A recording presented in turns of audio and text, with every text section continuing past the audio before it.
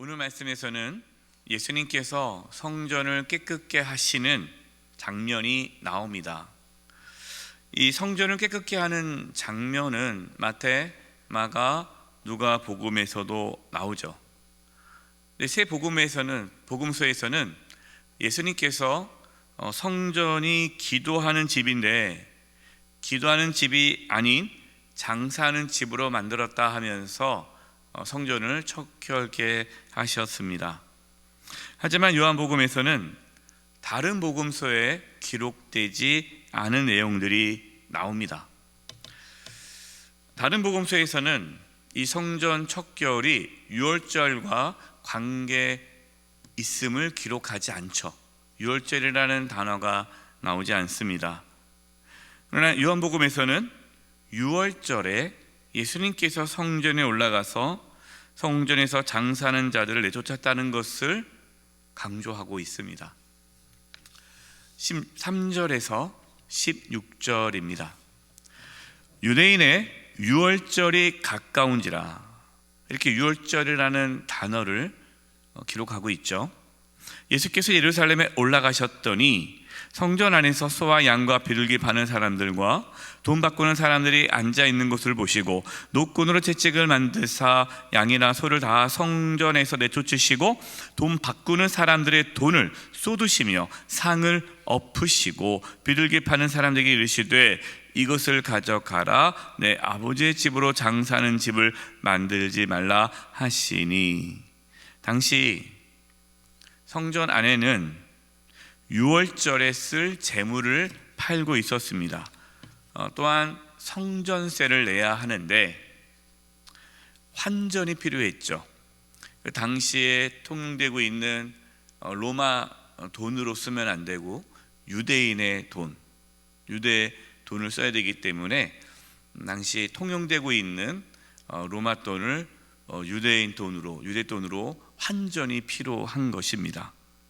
어떻게 보면 하나님께 제물을 드리기 위해 또한 성전세를 내기 위해서 필요한 일들처럼 보입니다. 그런데 안타깝게도 하나님의 임재가 임해야 할 성전, 하나님의 영광이 가득해야 할 성전이 돈벌이 수단으로 전락해 버린 것입니다. 성전을 관리하는 종교 지도자들은 성전 안에서 짐승을 팔고 환전하는 일을 통해서 엄청난 부를 축적했습니다.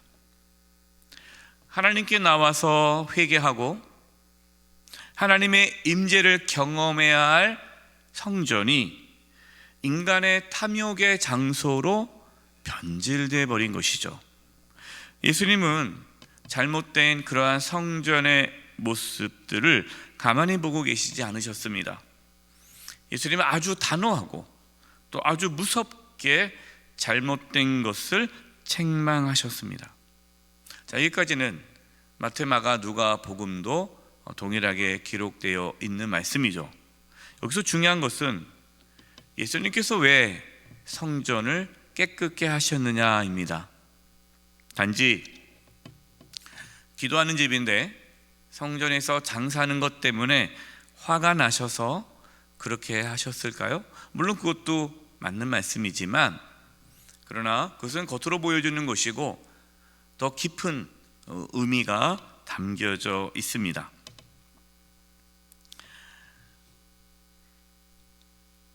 성전은 하나님께서 허락하신 장소입니다. 우리가 알다시피 하나님께서 성전을 지으라고 한 것은 아니었죠. 다윗이 하나님의 성전을 짓고 싶었고 또 솔로몬을 통해 성전이 지어졌고 그 이후에 계속해서 성전이 무너졌다가 지어짐을 반복됐고 지금 이제 헤롯 성전이 지어지고 있습니다. 헤롯 성전이 지어진 이유는 헤롯 왕이 유대인의 마음을, 그러니까 유대인의 한심을 얻기 위해서 성전을 짓죠. 46년 동안 성전을 짓고 있습니다. 아직 다 못 짓고 있습니다. 아주 화려하게, 아주 멋지게 성전을 짓고 있죠. 그 자체가, 그 동기가 순수하지가 않죠. 정치적인 수단으로 성전이 지어진 것이고, 유대인들은 또 그 성전을 자신의 탐욕의 장소로, 또한 자신의 어떠한 이익의 수단으로 삼고 있는 것입니다. 성전 안에서 하나님을 만나고 하나님의 임재가 가득해야 할 성전이 단지 종교적인 장소로서 형식적이고 자신의 이익을 삼는 도구로 전락했다는 것이죠. 예수님은 성전의 의미를 회복하기 위해서 그렇게 성전을 깨끗게 하셨습니다. 우리는 여기서 한 가지 잊지 말아야 할 사실이 있어요. 그것은 신앙생활에서 중요한 것은 눈에 보이는 형식보다 눈에 보이지 않은 본질이 중요하다라는 것입니다. 우리는 눈에 보이는 것에 집중합니다. 눈에 보이는 것으로 모든 것을 판단하죠. 물론 눈에 보이는 것도 중요합니다. 하지만 더 중요한 것은 눈에 보이지 않은 본질이죠. 하나님께서 이곳에 영세교회를 세워주셨는데 영세교회를 세워주신 그 이유, 본질, 그것이 무엇인가를 우리는 보아야 합니다. 눈에 보이는 이 성전이 아니라, 이 예배당이 아니라 하나님께서 이곳에 교회를 세우신 이유, 교회의 본질이 무엇인지 우리는 끊임없이 교회의 본질을 고민하고 생각하고 그 본질이 이루어지기를 기도하고 힘써야 합니다. 예수님께서 성전을 깨끗게 하시자 종교 지도자들은 예수님께 표적을 보여달라고 말을 합니다. 이 부분이 이제 다른 복음서에 없는 내용들이죠.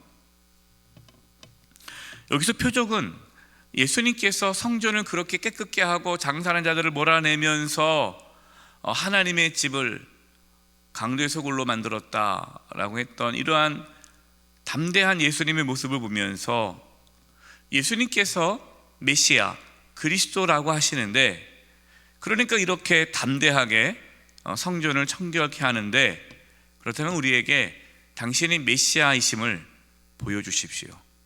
표적을 보여주십시오. 그 증거를 보여달라는 것이죠. 참 아이러니합니다. 예수님은 그동안 많은 표적을 보여주셨어요. 하지만 그 종교 지도자들은 예수님의 표적을 보고도 예수님을 그리스도로 받아들이지 않았습니다.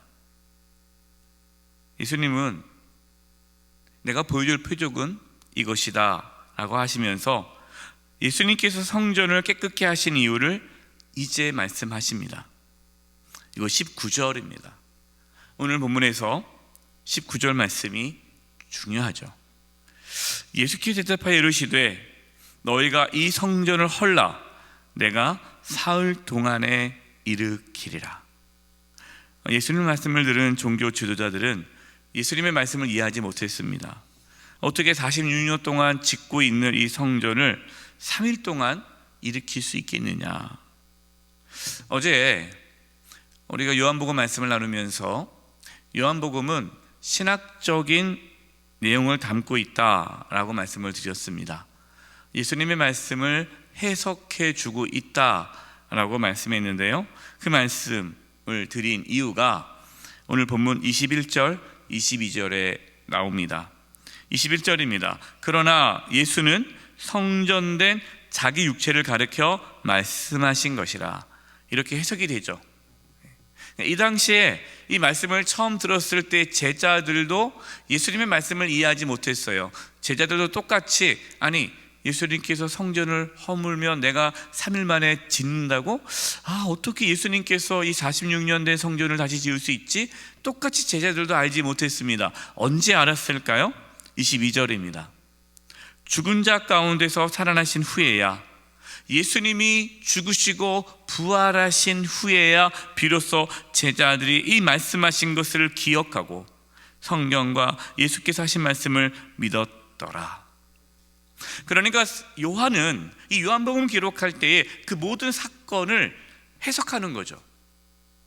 이 의미를 신학적으로 풀어내는 겁니다. 다른 마테마가 누가는 그냥 객관적인 역사적인 사실을 풀고 그냥 알아서 이해하라라고 기록했는데, 요한은 그 예수님께서 하신 말씀의 의미가 무엇인지를 하나하나 기록하고 있는 것이죠.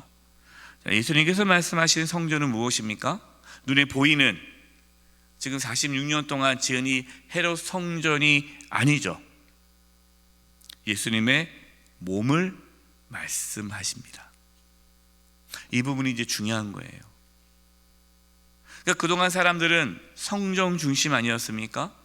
눈에 보이는 그 성전이 하나님의 임재가 있는 곳인데, 이제 하나님의 임재가 있는 곳이 바뀌는 거예요. 새로운 성전으로. 그러니까 예수님께서 성전을 깨끗게 하셨다. 그 사건은 단지 그 성전의 기능을 회복하는 것을 뛰어넘어서 예수님께서 새로운 성전을 세우신다는 의미입니다. 이 새로운 성전은 예수님께서 십자가에서 죽으시고 부활하심으로 저와 여러분에게 지어진 성전이에요. 예수님께서 이 땅에 오신 이유가 무엇입니까? 새로운 성전을 짓기 위해서입니다. 예수님이 새롭게 지으신 성전은 우리가 예수 그리스도를 믿음으로 죄사함을 받아 성령을 선물로 받을 때에 우리 안에 이루어지는 하나님의 전, 성령의 전이 되는 것, 여러분, 이것이 예수님께서 세우신 성전이죠. 바로 이것이 예수님이 성전을 깨끗게 하신 이유입니다. 6월절에 예수님께서 성전을 깨끗게 하셨어요. 왜 그러셨을까요? 예수님이 6월절 어린 양으로 오셨기 때문에, 예수님의 죽으심으로 우리에게 성전이 지어짐을 말씀하고 계신 것입니다. 사랑하는 성도 여러분, 우리는 예수 그리스도로 인하여서 새롭게 지어진 하나님의 성전임을 믿으시기 바랍니다. 우리가 성전이에요. 따라서 이 교회에 와서 예배당 안에서만 하나님의 임재를 느끼는 것이 아니라 우리는 우리의 삶 가운데 하나님의 임재를 경험할 수 있습니다. 가정에서나 직장에서나 어디에서나 내가 있는 그곳이 하나님의 집, 베델이 되는 곳이고, 내가 있는 곳이 성전이 되기 때문에 하나님의 나라가 내가 있는 곳에 이루어지게 되는 것입니다. 늘 이 하나님의 나라를 경험하며 살아갈 수 있기를 소망합니다. 23절에 많은 사람이 예수님이 행하신 표적을 보고 예수님의 이름을 믿었습니다. 예수님의 이름을 믿었다는 것은 예수님을 메시아, 그리스도로 받아들이게 되었다는 것이죠. 많은 사람들이 예수님을 따르게 되었습니다. 하지만 예수님은 그들을 의지하지 않았습니다. 예수님은 사람의 속마음을 다 아셨습니다. 이게 무슨 의미일까요? 사람은 연약하다는 것을 알고 계셨죠. 따라서 예수님은 자신을 믿고 따르는 그 많은 자들을 의지하지 않았습니다. 하나님만을 의지하셨죠. 사랑하는 성도 여러분, 사람을 의지하지 마시기 바랍니다. 오직 하나님만 의지하시기 바랍니다. 오늘 말씀에서는 예수님이 왜 이 땅에 오셨는지를 분명하게 보여주십니다. 지금 요한복음 2장 앞부분 아닙니까? 마태, 마가, 누가는 이 성전 척결이 뒷부분이 나옵니다. 그러나 사도 요한은 이 예수님의 성전 척결 사건을 앞부분에 기록하고 있습니다. 그 이유는 예수님이 이 땅에 오신 이유를 먼저 분명하게 말씀해 주고 이제 계속해서 말씀을 풀어가고 있는 것이에요. 예수님은 우리를 하나님의 성전으로 세우기 위해 십자가에서 죽으시고 부활하셨습니다. 하나님의 성전으로 늘 하나님만을 의지하면서 하나님의 임재 안에 하나님과 친밀하게 동행하며 살아가는 저와 여러분 되시기를 주님의 이름으로 축원드립니다. 기도하겠습니다. 하나님 아버지, 저희를 성전으로 삼기 위해 예수님을 보내주시고 예수님이 죽으시고 부활하심으로 성령을 우리 가운데 보내주심으로 우리가 성령의 전, 하나님의 전이 되게 하심에 감사를 드립니다. 늘 주님과 동행하며 하나님의 나라를 우리 삶 가운데에 세워가며 살아가게 하여 주시옵소서. 예수님의 이름으로 기도드립니다. 아멘.